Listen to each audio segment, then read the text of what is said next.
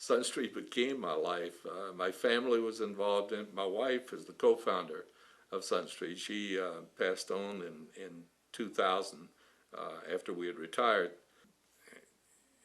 I recovered in a 12-step program with the idea that if you let go and let God and then just try to serve other people, that is the best way for personal recovery. It is also the best way for organizational recovery. On many occasions I found out that if you try too hard to steer something to make something happen, it very often will have the opposite result. And to be able to sit back and to allow people and organizations to develop at their own speed is the best way to go very often, so that you're trying to create environments instead of to manage environments, trying to create opportunity rather than to make people do your way. Martin Dodd, one of the co-founders of Sun Street Center, along with his wife Nancy, saw this property as an opportunity for men that were having drunken public arrests, many other alcohol problems, to build a facility by actually retrofitting and building onto the existing labor camp, since a lot of them were living here anyway. People would call them street bums or alcoholics just living on the street.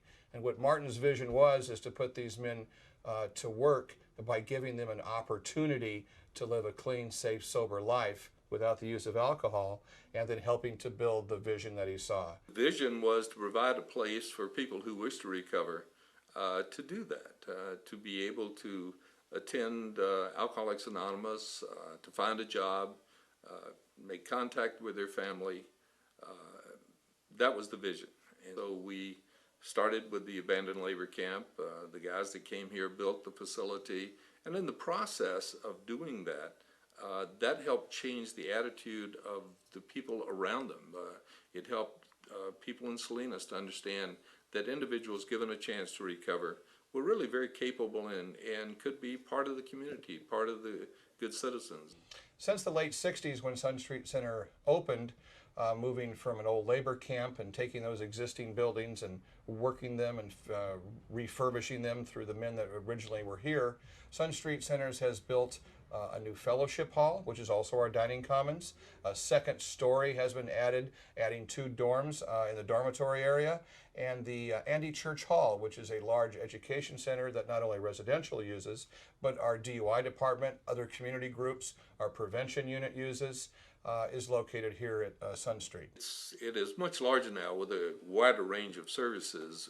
We have the original residential program for men, Sun Street Centers. We also do the drinking driver programs that are run throughout the county for first and multiple offenders, outpatient programs mostly for women and children. Sun Street Centers as a company offers 3 different locations for residential settings. First is Pueblo del Mar, which is a transitional housing for men and women and their children, either single women or single men with kids, or married couples with kids that have been through a recovery program and then can live there for up to 2 years. Same thing across the street from here at the primary program is Seven Sons Transitional Housing for Men, which can house up to 53 men that are seeking recovery but looking at cooperative housing. It is a place where one has to have an income and be self-supporting through that rent. Houses either have 5 or 6 men per house, and it offers an excellent opportunity to, again, continue ongoing recovery with the benefit of coming back across the street to helping the new men here at the center. Here at Sun Street Center, we have several facilities that are of assistance to the men, just like they were at their own home or living at someone else's home. We have a recreation area where there's a pool table and a ping pong table and an area for the men to gather. The men also have a resident store that they sell goods out of for their use. There is a library which also has a TV system, a DVD and a VCR, where not only classes are held, not only an area where the men can quietly read, but also it's the area in the evening after the men go to an AA or an NA meeting. They usually gather to watch a movie or a football game or whatever might be on with that. There's a laundry facility. Some people think that, well, people come to a recovery program and have their mom or their wife or their girlfriend do their laundry, and though some men look at that as an option, here the men take care of their own responsibilities, and every dorm that we have, of which there are 8, has a different day, and they share the laundry to take care of their business.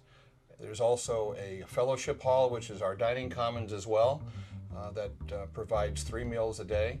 The great kitchen, and a great kitchen staff that take care of all the men's and the staff's needs, and several other meeting rooms to facilitate groups and other outside community groups that come in to use Sun Street Center. The biggest challenge was moving from a very small organization into a fairly complex community organization with a large number of employees.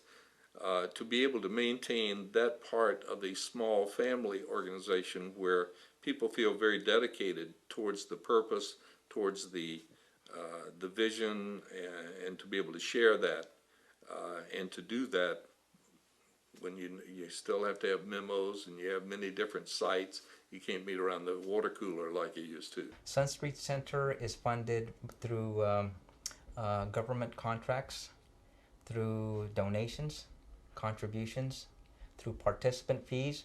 One of the primary reasons why Sun Street Center is unique and so effective is because it allows individuals opportunities to have ownership of their own recovery. I've always known that if you invest money out of your own pocket, it'll mean a little bit something more different to you, and it has for me. It's been actually, it's not considered by me and many others as a bill to pay. It's actually an investment into recovery, so that's where we are unique.